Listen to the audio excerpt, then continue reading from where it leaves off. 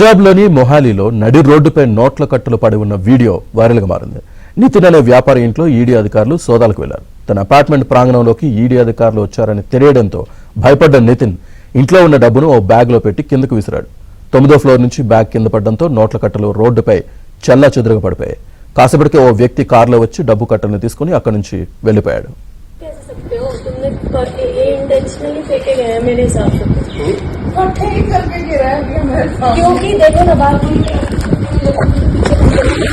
अरे भाई इसमें भी है, इसमें भी है, इसमें भी है वैसे ही। यही तो मैं पूछ रही हूँ कौन से बैग में, वो बैग ही फट गया।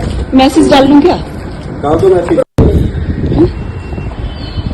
उधर वाले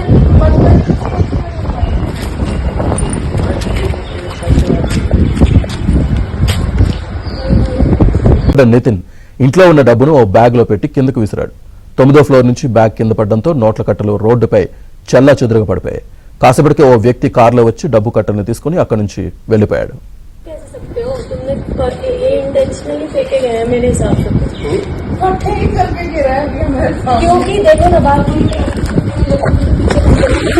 अरे भाई इसमें भी है, इसमें भी है, इसमें भी है वैसे ही। यही तो मैं पूछ रही हूँ कौन से बैग में, वो बैग ही फट गया। मैसेज डाल लूं क्या? डाल दो मैसेज।